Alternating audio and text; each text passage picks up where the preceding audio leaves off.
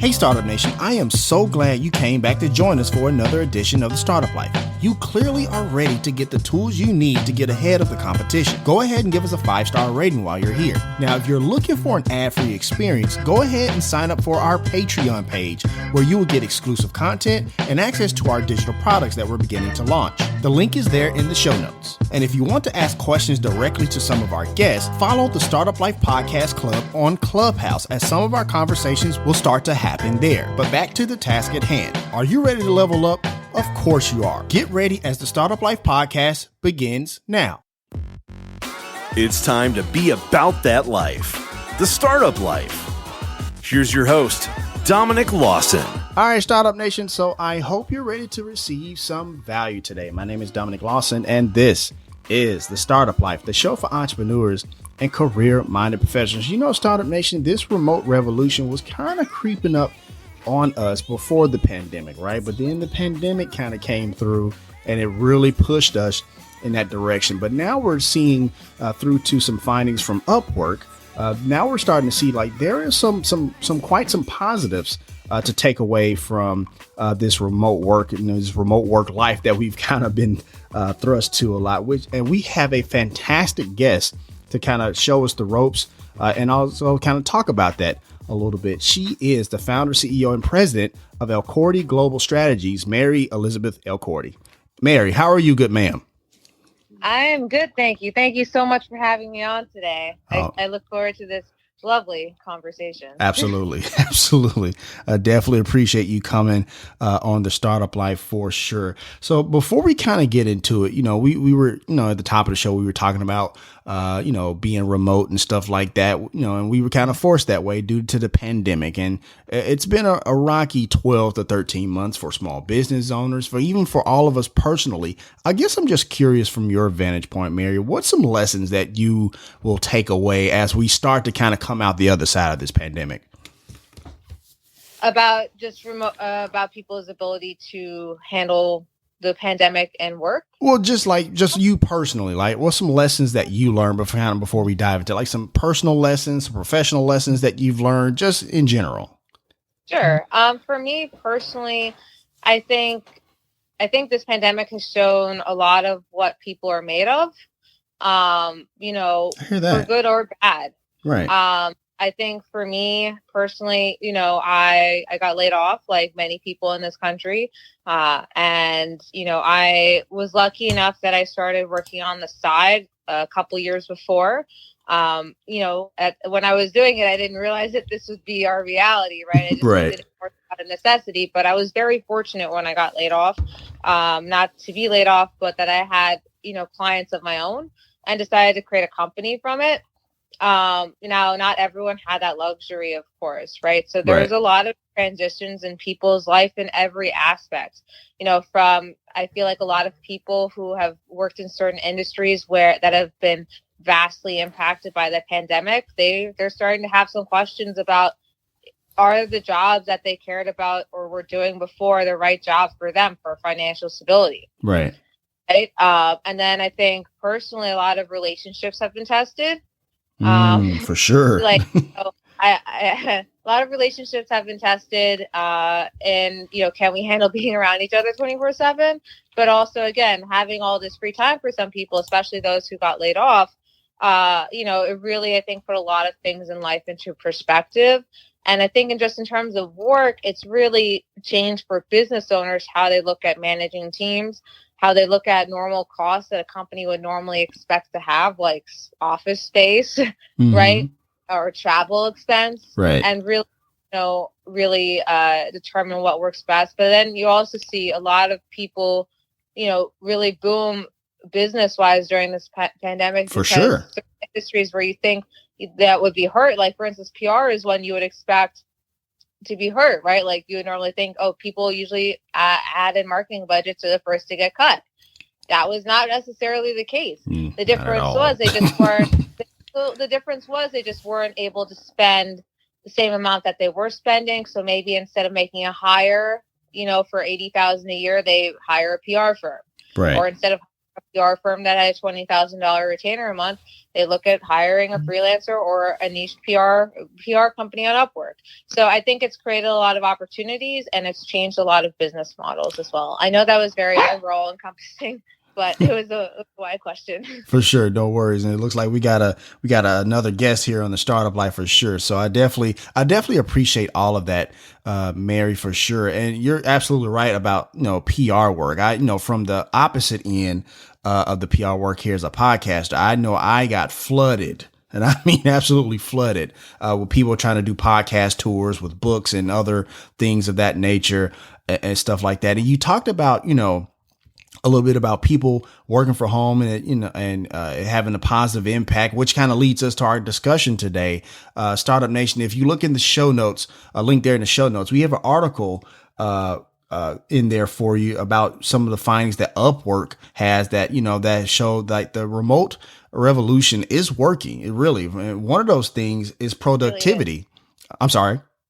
I said it really is. Absolutely. One of those things, Startup Nation, that productivity is up. I think a lot of the time before the pandemic, a lot of the people, who were like managers and supervisors was a little reluctant to do remote, but due to the standpoint that he thought that productivity would be low. But we're finding, quote this article, 61% of those surveys say productivity had gone up 68% and agreed that they now work better remotely than they did a year ago. So, Mary, when you hear that statement, end quote, so when you hear that statement from Fast Company, what comes to mind about that productivity increase? Why do you think that's happening?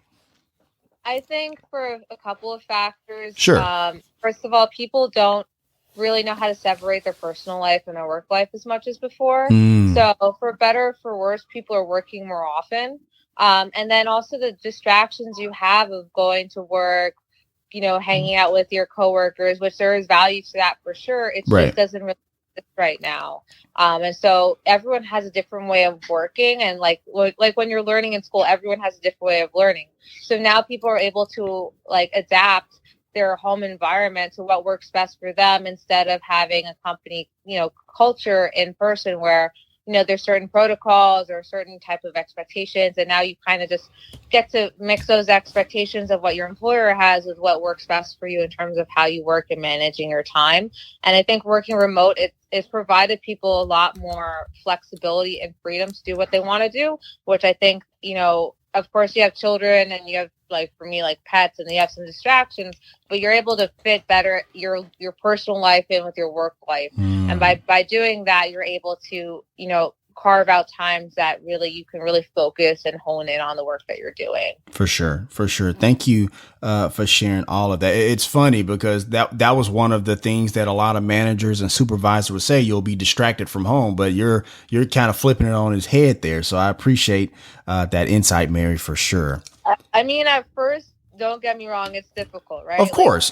There's an adjustment period, right? So, it's difficult not to show up to work in your pajamas, roll over, put your phone on your lap and be like, let's go. Right. Or having, for us women, the raccoon eyes in the morning and not caring whether we have them or not, right? Right. But over time, you start to create your own cadence and your own routine and your own space for work. And the more that you do that, the more productive you can be. For sure. No, I definitely understand that for sure. In Startup Nation, another point that came up in the article from Fast Company is relocation. Quote, an estimated 23 million people are planning to relocate. The survey found that more than half, 52.5%, were looking to move to a more affordable place, end quote. So this is an interesting one for me, Mary, because about a year ago, I was covering 3686 here in Tennessee. It's a big entrepreneurial festival. And the Vanderbilt professor during that festival said, look, we anticipate that a lot more people are going to have remote jobs, but they're going to actually think about living in rural areas as opposed to urban areas, where there's more traffic, there's more density and stuff like that. Do you have any commentary on that? What do you think about that? Do you think that may come to place, or maybe, it is what it is? What's your take? I mean, I definitely think, for instance, I live in Long Island, so I live close to Manhattan. Right. Devastated real estate wise from the pandemic. Everyone wanted to leave. Right. of the congestion. And they're probably a city like many other cities in the country and the world that are going to take a long time for their real estate market to come back to the same extent that it was, right? I think also, it's a benefit for both the employee and the employer for people to want to relocate, right? Because now as an employer, it's great for a couple reasons. One reason, salaries, right? If people are already looking to relocate to more affordable places, they don't really need to worry about the cost of living for like New York, for instance, right? And it also allows employers to have a much more competitive talent pool to be going after. No longer do they need to like worry about getting someone to relocate to DC or relocate to LA. They can just, have someone zoom in and maybe occasionally pay for them to take a flight to New York instead of having, the office space, the additional costs, etc. So and better talent, number one. For the employee, it's really beneficial because a lot of these people who've always wanted to have a house or always wanted to be able to build something more than just a studio due to their job now have more opportunities to go to that place they never thought about moving to or wanted to move to, or go to the warmer side of the country, or maybe even just not even have a place to live and just travel, right? And work remotely from wherever you are. So it creates a lot more flexibility that I think a lot of people that would have said no to certain opportunities, especially for some of those jobs where they're like in no name town USA, and someone like who doesn't drive would never consider taking a job somewhere where I could not walk somewhere, right? But even for those types of people, opportunities are coming up as well. So I think it's a positive all around. Do I think people will miss going into an office? I think yes, but I think it's just the need for an actual gigantic office is not the same, and there are other ways of bringing employees together than just an office setting. For sure. It's funny you mentioned that because right before the pandemic, are you familiar with the company REI? Like they do like outdoor equipment, stuff like that. I think they had just they had just built a new headquarters. Have you heard this story before? No, but that sounds unfortunate for them. Yeah, they had just built a new headquarters facility in the pandemic, and now I think they might have done it already, but now they're getting ready to sell it because they don't think they'll ever kind of go back to the old way of like being in a building and stuff like that. But I want to go back to something you said, about, more freelancers and more talent being able to work. Like maybe they live in Boise, Idaho, but they can have a job remotely in New York City. You know what I mean? It also seems like it's offering more, even though there's more talent out there, seems like there's more leverage on the fact of, on the side of the freelancer or the employee, because now, like, you can find skills all over the place, no matter where you live, and you're not bound by location. Do you see any leverage from the freelancer employee side on your end? What do you think? Leverage in terms of what specifically? I guess leverage in terms of like, salary, leverage in terms of like, being able to do the job, things like that. So I think if you're just a regular person applying for a job, if you're a W-2 employee, I don't think there is as much leverage. Gotcha. I think freelancer, because you have reviews and like, for instance, like someone like me, we're fortunate enough as a group to have a 98% rating. Right. We're top 5 PR freelancers on Upwork, whatever the stats are. So we have a little bit more ability to make a price point, due to looking at quantity and demand, right? Basic economics. But if you're just a normal, employee, I don't think you have as much leverage. And I actually think, people, if I was our person, I would still be looking at what's the cost of living for different areas of the country. So I don't think it's as much leverage as I think you might think it'd be. But I think the more that you're building your brand, the more you're worth. Gotcha. So it's basic life rules. Gotcha. No, I definitely understand that. And one of the other things I wanted to ask you before we kind of transition to something else, is the fact that, like, we talked about, REI and stuff like that, but now as more and more companies think about, doing things remotely and stuff like that, whether the employee doesn't have to come into the work and stuff like that. Now, have these building costs and utility costs and stuff like that. Do you think in the entrepreneurial space, in the startup space, that we're going to start to see more and more of like multi-million-dollar, even billion-dollar companies that are completely, I mean, like absolutely, completely buildingless? In your opinion, what's your take on that? I think it's very possible. I mean, a company where we have no offices. Right. Do I want to have an office someday? Sure. Right. Do I see the value of it? Sure. Is it necessary? Absolutely not. For sure. I think as people are starting to see one another, there's just so many options. Like when this first started, I thought WeWork would be an obsolete company, right? Because everyone could work from home.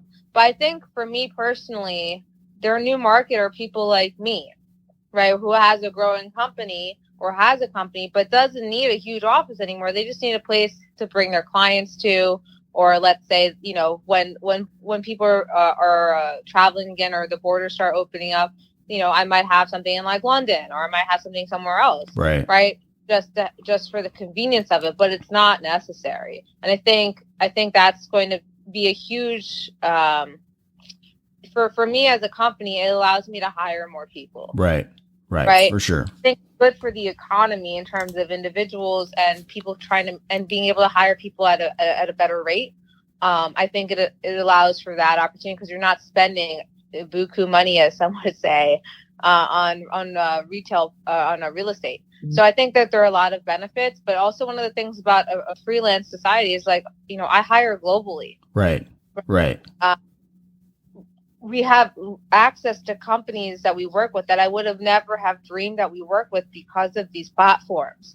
So, in that sense, being able to have the ability to, instead of spending money on real estate office, right, I could travel to meet my clients at some point instead of that same money. Right. I can be able to invest it into things that help increase their capabilities. So when you look at it in terms of a cost benefit, there are different ways of doing things. I know for like larger companies, though, of course, as everyone feels safer and et cetera, like we as a company, we're implementing a yearly retreat. Gotcha. Right? For the whole company. So everyone meets one another. Right. But I feel like I know my employees better than I knew any of my employees I worked with in an office ever.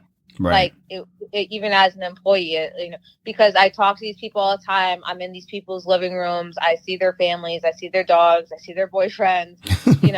We're looking at each other's faces. I can see the pimples on their face, the weird expressions when they're not in a good mood. Right. It's a lot more personal than I think people realize. For sure. Than even being in person. Absolutely. And I'm glad you said that. But before we kind of get into that a little bit more, I want to do a quick reset. Yeah. Once again, Startup Nation, we're talking to Mary Elizabeth Elkordy, founder and CEO of Elkordy Global Strategies. And if you want to know what's going on with her, make sure we have her contact information there in the show notes for easy access to kind of follow her on LinkedIn and stuff like that. I want to ask you this, because in that same vein, you was talking about, you know your employees very well during this pandemic, right? And everything that's been going on. How do you kind of keep the culture intact, right? From, meeting people and knowing them really well, but when you have that adversity, like we've been dealing with for the past year, how do you keep that great culture intact? What are some of the strategies you implemented over the past year?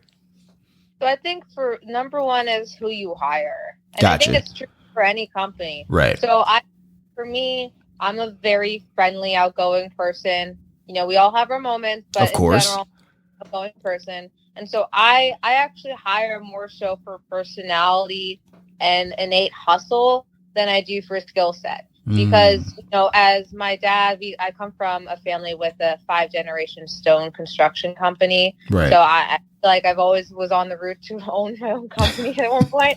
Gotcha. But he said like the number one reason that people hire or fire people is for personality, because it's not a mix. Right. It's not as much so that they can't get the skill set. And so for me, we hire people that are really friendly, that are really, there may not be all outgoing people, but they're nice, good, genuine people. And so when you have that as a baseline, it makes things a lot easier. On top of that, we've implemented Slack, and we have we have different channels for funny things that we're constantly sharing. We do every third Friday of the month, we do a lunch where we're just we're not allowed to talk about work. We can either talk about what we're doing that weekend, or we're sharing funny videos, and we're, just maybe gossiping about celebrities, whatever the case is, just something that implements just something fun, right? And even, something as simple as a retreat that we're doing this year, and right. It gets such a good positive move. I was actually really nervous to bring up the idea of it, because I thought everyone was so COVID scared. I'm I gave them 2 options of Disney World or skiing, right? And oh yeah, Disney World. I'm really? I thought they were going to be so skeptical to that. Now everyone's so excited, right? Right. Because they look forward to and something to bond with. So I think it's just finding those opportunities. Was it awkward at first building a culture online? It definitely is. But it gets easier with time. Just because you're not used to doing intros, or when I'm sharing a funny video, I can't see people, so I don't know if they think it's funny at all, or if I'm the only one laughing. Right. Right. But it gets easier with time, and I think taking that time to get to know your employees, to about when we interview people, we're not just asking about their skill set. We'll sometimes ask people what's their favorite movie. What are things what was your first job? What are some of what's a funny moment in your life that you regretted but you glad you did, right? Something along those lines, just to get insight on who they are and showing that you care. I mean, even for us, we do little things like how do you celebrate a birthday remotely, right? Coming up with creative ideas. So we do a pitch deck of people for their birthday, and create virtual cards, PowerPoint presentations. Trying to figure out how to make people feel special from abroad is challenging, but I think every company has their own specific way of doing it. But finding something that's your ideal work culture would be key. For sure. Thank you for sharing that. And in that answer, Startup Nation, I love, we've been having this running theme, Mary, talking to a lot of people on the show, where the best entrepreneurs, the best business leaders, they think about, when it comes to adversity, they think about what's going on now, how to, put out the fire now and stuff like that, but how you're going to be perceived, or how you're going to be, or how you're going to come out on the opposite end. That duality has been proven very successful for a lot of entrepreneurs. So when you talk about, going to Disney and thinking about what's going to look like after the pandemic, I think that's super important. So I really appreciate you sharing that. Yeah, I just think, people have had such a rough year. Right. And just so many negative things. I know for myself, last year was hell personally, just at the end of last year, having my mother pass away. Oh, I'm sorry to hear that. Yeah, or having to leave a scary situation in DC, right. And going through that, everyone needs something to look forward to. Of course. Right? And even if it's something simple, right? Or even for Valentine's Day, I sent all the ladies these 1 year lasting roses, just something to brighten their day. Right. I think the more that people care about their employees, the more that they're happy to stay. Obviously, we live in a world where no one stays 30 years in a company anymore, right? Right. But you also realize that every industry you work in is really small as you move up the ladder. Gotcha. Right. So you always want to make sure that people who have an experience in your company have the best possible experience while getting the work that they need to get done. So for us, we're also making it a point to invest in coursework or education that they, right? Putting, and just say, I always ask people, so what do you want to learn? Where do you want to go? And where do you want to be in this company in 18 months? Right? Where do you want to be in this in 3 years? I'm trying to see, it might not be possible, but what can we do to help you get there with what's reasonable? Right? For sure. And so I think anyone that is showing from the get-go that they care, I say, we argue so much as a team, not because we disagree, but because of level of care.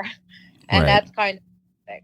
Yeah. Well, let me ask you this quick follow up here, because you talked about that at the very end. When you do disagree, right? How does that how does that, how does that get resolved? Right. Because we've been hearing a lot of people talk about that. You talked about that in the top of the show, like, a lot of even personal relationships have been strained due to this, but I imagine work relationships have as well, right? So when you have that disagreement with like a team member or something like that, what does that conversation sound like? What is the Mary Elizabeth Elkordy doctrine when it comes to having hard conversations, I guess? Well, I think first of all, understanding how to deal with people is number one. So Right. Everyone is different and how they handle stress is different. And so obviously when someone's new coming on board, it's not going to be as easy to deal with stressful moments than it is like a month later even, right? Mm-hmm. But I think, I always put myself of like, first of all, what's the root of the problem, right? So they might be coming at me for something that is just a knee-jerk reaction to a bigger problem. Right. And so it's pausing. I literally ask them, like, take a deep breath. It'll be fine. Woosah, as some of us. Woosah. Gotcha. I feel like sometimes I'm like a therapist to some people. Not that I technically am, but it's just like, I know I used to be someone that would overreact very quickly, right? Gotcha. I'm like impulsive, like I need to fix this right now. Oh my God, did I just mess up? Gotcha. And so taking my experiences of having those moments and trying to, first of all, tone down the situation, tell everyone calm down, and then to calmly or attempt calmly, let's address what are the actual problems that we have and then come up with solutions. I'm always very solution oriented. So like even let's say like a client, let's say we have a team member who's learning how to write client emails or a team member who's trying to can't figure out what to do on a situation. I always say share that you have a problem always, but just attempt what type of solution would you want to do, even if it's way off. Right? Just the idea that you're constantly trying to think of a positive way of how to move forward. Because the more that you think of that, even if it's the wrong answer per se, it helps get you in the mindset of not just being angry for angry's sake, but it forces you to think about how can we move forward together. For sure. And the more people think like that, the better it is. I also think about Colin Powell's book, Mm-hmm. where he talks about the idea of sleeping on it. I can't tell you how many times that's a big one. Both professionally and personally, but sometimes in a PR world, you don't have the luxury of the hours you sleep to think about things. But sometimes it's just like stepping away from your computer, grabbing a cup of coffee, going for a walk for 5 minutes, right? Like clearing your heads. Because sometimes I have team members who care so much about certain clients that when things don't work out, they get upset, right? Because they're really invested. Right. And I appreciate how invested they are, but I'm like, hey, maybe you should just go for a walk for a little bit, or why don't you take an hour off or do something for you, watch a funny video or something like that. Just get back into your zone, reset. I also think as a company, when you're managing people, having people to have set a buddy system, some sort of way, okay, a mentor system, people who the company longer that you can just man, it's been a rough day. Can I get your take on something? Or how would you handle this or something like that? Just someone that you can turn to. Right.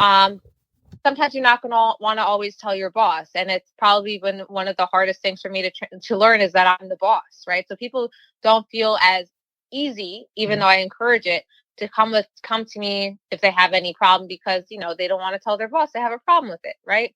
Which is fine. It's understandable. I don't want that. But, it's just human nature. When you have a boss, you're not going to tell them everything. So making sure that there is a buddy system in place where people do have someone to talk to and get advice from.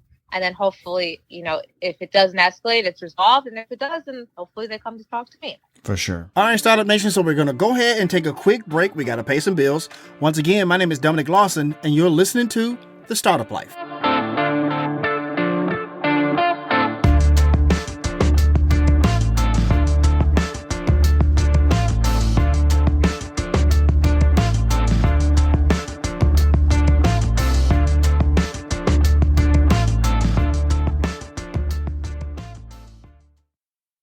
Check it out, Startup Nation. I know many of you are trying to improve your marketing performance, right? You have your business or your e-commerce store and you're trying to increase that brand awareness.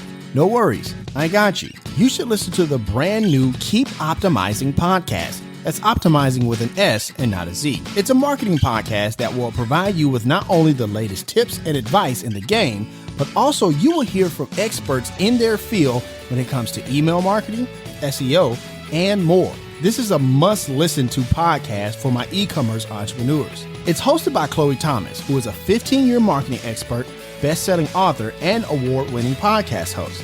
It's already a top 20 marketing podcast in 7 countries. So clearly you're going to get amazing value every episode. So as you can see, Startup Nation, you're in good hands with my girl CT. So listen and subscribe to the Keep Optimizing podcast on Apple Podcasts, Spotify, or anywhere you like to get your favorite podcast. You can also get more information at keepoptimizing.com. The link is there in the show notes. All right, Startup Nation, welcome back as we continue our conversation with today's guest here on The Startup Life.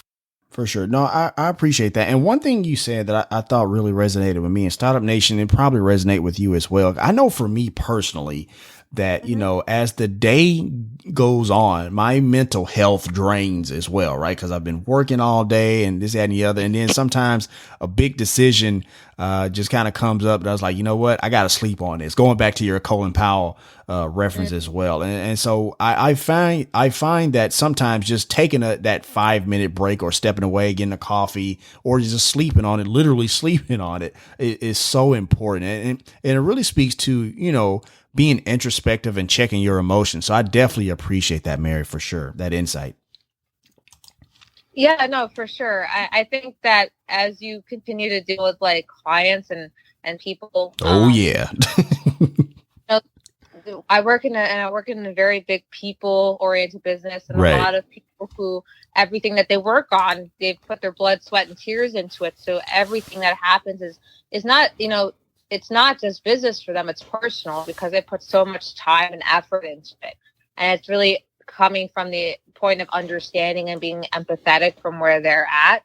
And the more that you put yourself in their shoes, even if they're wrong, you know, you can be able to handle the muddy waters a lot easier. For sure.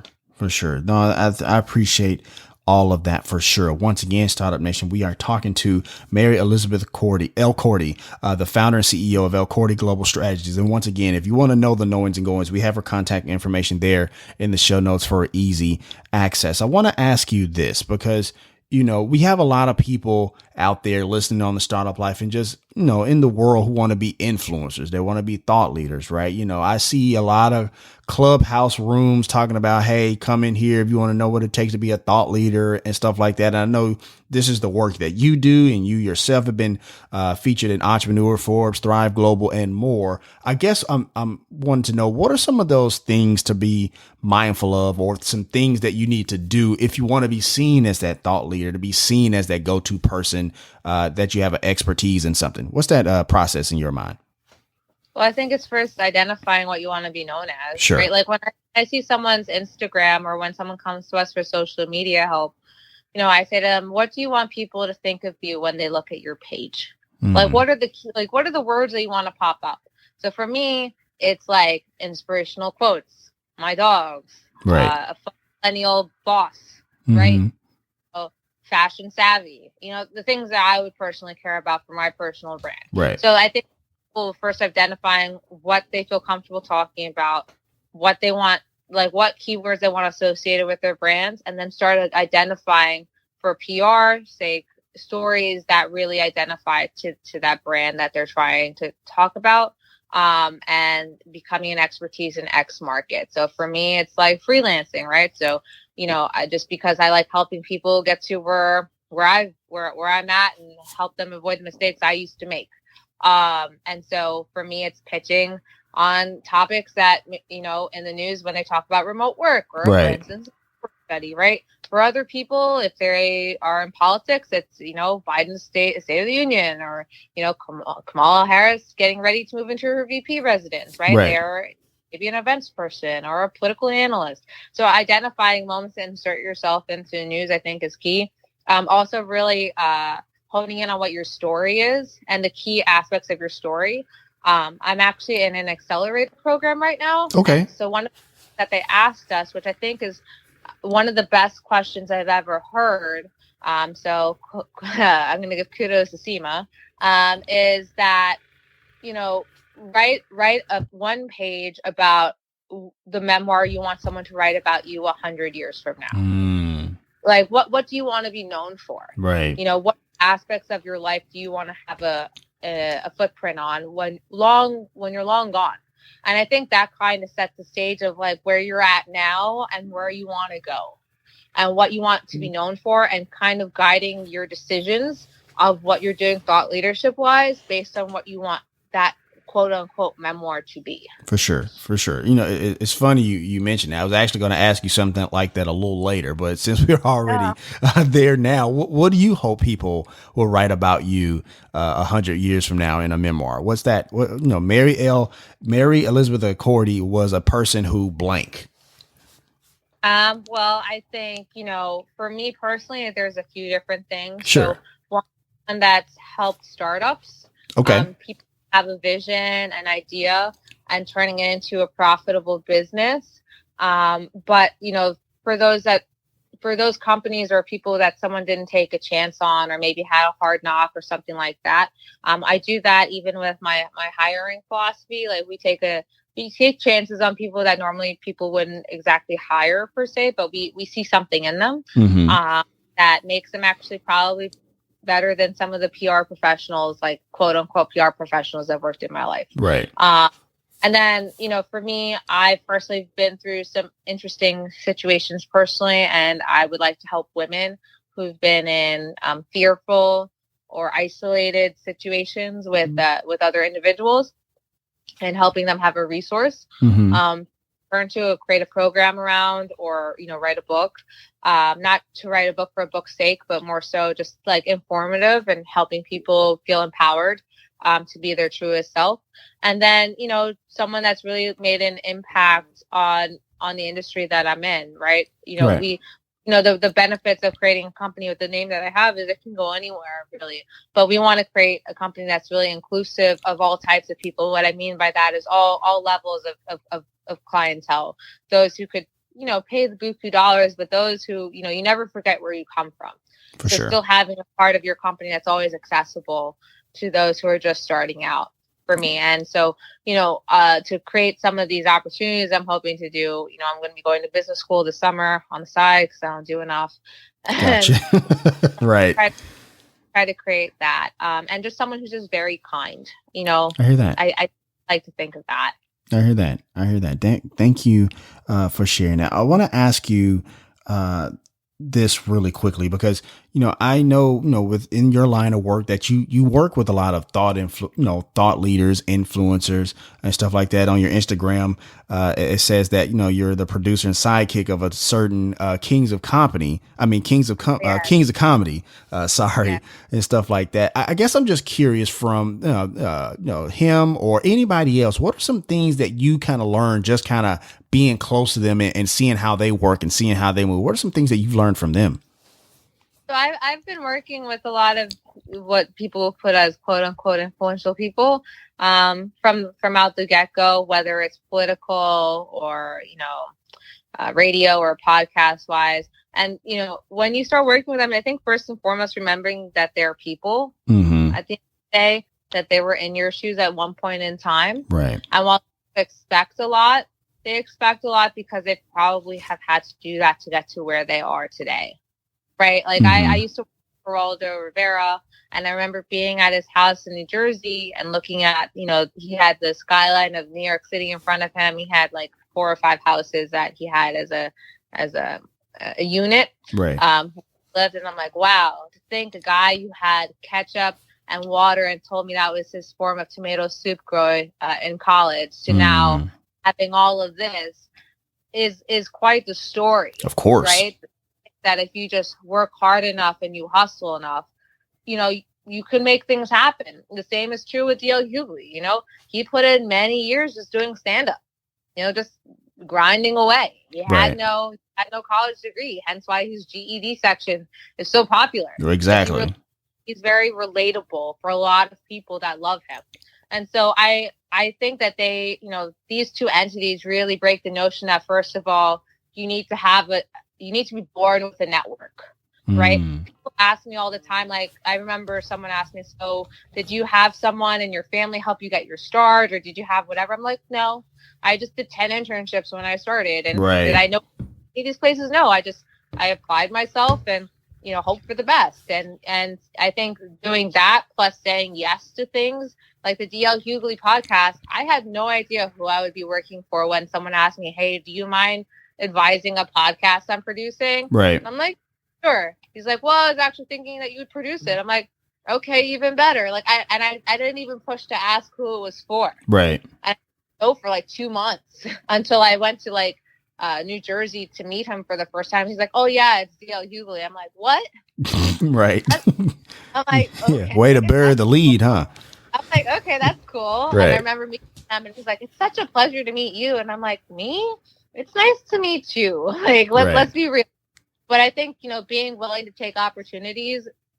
And I gave a TED talk a few years ago, and I asked people to come up with their philosophical goal, not like a job title, because oftentimes when people think of their goals, they think of like a specific job title at a specific place. Right. Right. But by doing that, you eliminate so many opportunities and you create tunnel vision. So, I'm 30. I've had 3 distinct different careers just because my goal is to help people and what I know best, which is, communicating content and stuff like that. But there's so many different avenues of getting there. Right. It's definitely created more opportunities I would have had than if I said I just want to be a VP, at PR firm in the city, and so I think, or, at 5 years ago for me, it would be like an anchor of a show. Right. But because I just say yes to different things or find different opportunities, I think the more that you're open-minded to where that philosophical goal could take you, I think you'll be more successful. For sure. Than if you just say like, hey, I want to be president of the United States. I mean, that would be cool. I wouldn't say no. Of course. No, of course, no. There's a lot there, Startup Nation, and Mary, thank you so much for all of that. One, be daring and bold, but also be open, right? Not have that tunnel vision as well. And also, when you talked about, you didn't know who that producer for that podcast or who it was for and stuff like that, but you saw the opportunity to not only an opportunity for yourself, but also an opportunity to serve, and it just so happened to work out in a particular manner. And so I think we need to hear more stories of that. I think a lot of times people think, oh, well, unless it's for X amount of dollars or unless it's for this, I'm not doing it. You know what I mean? And so I appreciate that as well. But also something you said earlier, I appreciate, and I hope Startup Nation picked up on this as well, is when you talked about just doing the work. I think a lot of times, in this entrepreneurial space, in this entrepreneurial journey, I think a lot of people think it's like luck or it's like it's been handed to you or something like that. And 9 times out of 10, there's just a lot of damn work that just came behind it. You know what I mean? So I appreciate all of those nuggets you just dropped, Mary. Yeah, I was actually telling someone last night they're going to go into freelancing as well. And, people see the thing I've built or they see the company and they see all these people that work with me, all these clients. And, it's not easy. Right. At the end, I'm still applying for projects all the time. Sure. Do we get incoming? Yes. But it's we're at a place where we're trying to find the right client. Of course. Right. So it's always, you're always going after it. You're always trying. It never stops. For sure. It seems easy, but it definitely isn't. And the only way to continue moving forward, someone asked me what's the shortcut. I said the only shortcut is quality hours and quality work. There it is. That's the shortcut. Because people, I've known people who've always wanted a quick buck or wanted the quick deal or just be the interim person brokering the deal. There's no guarantees for any of this stuff. Unless, you just have a much higher percentage if you're working really hard and you put in and you're a decent person and you're easy to work with, the more of those factors, the better. I mean, one of my best friends now, and he considers himself my uncle, was like Biden's right-hand man when he was in the office with Obama and when he worked for war. I met him because of a remote work client I have. Now he is, now he's like, I've gotten him everywhere under the sun, and now he's starting his own TV show and he's a contributor and all this different stuff. Right. But because I said yes to a certain client that normally I don't think I'm an expert in, I've met this really cool person who's opened a lot of doors. So I think, again, just being willing to say yes to things or new opportunities why not? For sure. For sure. No, I definitely understand that. And that definitely resonates with me. Once again, Startup Nation, we're talking to Mary Elizabeth Elkordy, the founder and CEO of Elkordy Global Strategies. And once again, if you want to follow her, we got her LinkedIn and her Instagram there in the show notes for easy access if you're listening to the replay on the podcast. And I just want to ask one last question and just say thank you so much for coming on the show. And you've given so much amazing value. I'm sorry. Sorry if I put so much information, so much different verticals of what I'm talking about into each answer. Oh, no. The thing is that we kind of do this on the Startup Life, right? We get that tangible advice that we're looking for, but we also, we go in a different direction. So no, we just like having conversations with people. So no, I definitely appreciate all of this, Mary, for sure. But I just want to ask you this, just kind of give the microphone over to you with everything going on. We're coming out of this pandemic and stuff like that, or just entrepreneurs in general, just trying to, figure it out. Could you just give us some words of encouragement to take us out for today, if you don't mind? Sure. So I think it's just really, if you're someone who's always wanted to become an entrepreneur, but hasn't figured out the way, anyone can do it. I mean, I never thought I would be owning a company at 30. I never thought I would be freelancing on the side and making more as a side hustle than my main hustle at the time. I see all these people who have all this doubt of where they're at. And right. Personally, like they're not making enough money in their opinion. They're stuck in a job they don't like. Their home might not be what they're hoping for it to be.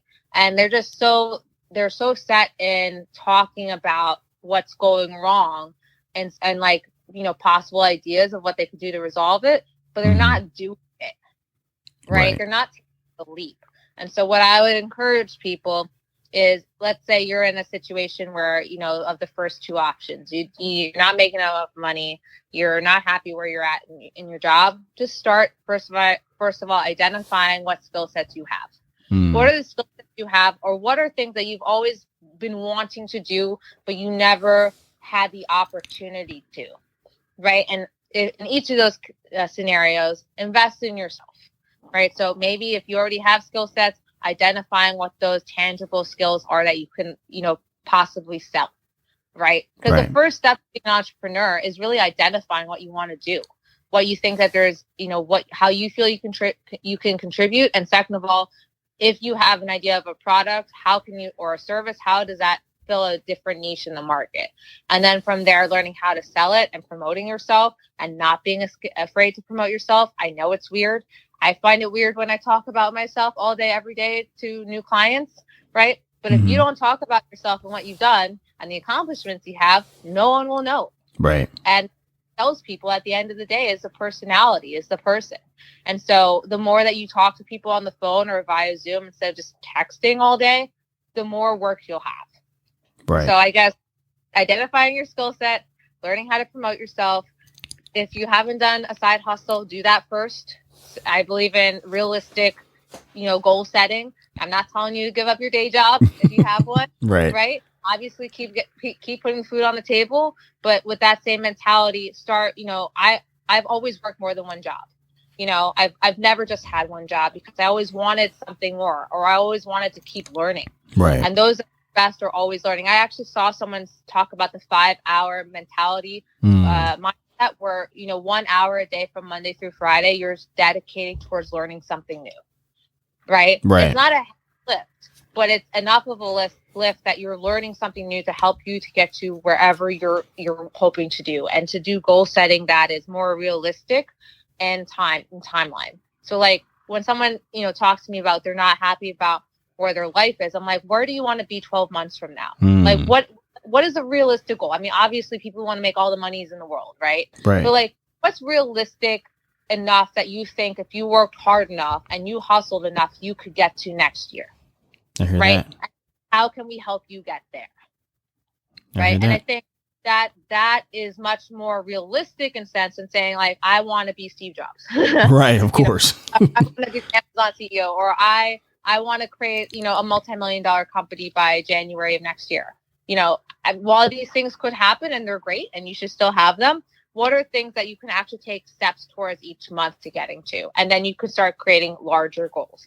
But like when I used to have an eating disorder when I was younger, I used to be I had bulimia for about 10 years, right? It was, and I think, it's overwhelming when people tell you you need to stop doing something, or when someone tells you to go on a diet. No one wants to, first of all, do anything that has the word diet in it, because it sounds morbid. But on top of that, it's about accomplishments on a daily basis, right? For anyone that's going through any sort of thing where you need to learn how to wean yourself off it, it's about celebrating those daily goals, right? Like I made it through today. Awesome. I'm not overwhelming myself telling me I need to stop doing this for the rest of my life. I'm talking about accomplishing today and seeing what happens tomorrow. And you know what? Today didn't go that well, but I know I always have tomorrow to do better. Right. And I think that same mindset and mentality still fits with entrepreneurship. Absolutely. Because there will be setbacks that you'll have. I mean, I had a ton of setbacks last year. I'm stunned that we made through, and that we made it through with a larger team and a stronger team because of it. It's funny how that works when you work hard, huh? It's funny how that works, but it's true. So I think the more that you have the goals, you're aware that you're going to make mistakes, and it's okay. It's just getting yourself back on the horse. Sometimes, when people go to the gym and then they're down on themselves because they stop going, it's like, well, how am I going to go again? I've already defeated my effort. You can always start again. It's fine. Of course. Just got to do it. Right. So I guess, as Nike says, just do it. Just do it. No, I definitely understand that for sure. No, I appreciate all of that, Mary, for sure. You dropped a lot of nuggets in Startup Nation. I really hope you consume all of those. And that's going to wrap up this session of the Startup Life. We want to once again thank Mary Elizabeth Elkordy, founder and CEO of Elkordy Global Strategies. Thank you so much, ma'am. Thank you. Thank you. And as always, Startup Nation, if you have an idea, be about that life, the Startup Life. If you want to let us know what you think about the show, have an idea for a show topic, or would like to advertise on a show, send us a message. Our contact information is there in the show notes, or feel free to reach out to us on Twitter, Facebook, or Instagram. Go ahead and follow us while you're at it. Follow us on Apple Podcasts, Spotify, Podcast One, or wherever you listen to your favorite podcasts, and be sure to hit us with that 5-star rating. We would really appreciate that. Be sure to check out the show's website and its startup blog, where either I or some of the world's best business minds share content that will give you the edge you need in your journey, whether that's the path of entrepreneurship or climbing the corporate ladder. Subscribe to our Patreon to listen to ad-free episodes, exclusive content, and digital products that we are beginning to offer. And if you want to be part of the conversation, join the Startup Life podcast on Clubhouse to have the ability to talk directly to some of our guests. And as always, Startup Nation, if you have an idea, be about that life, the Startup Life.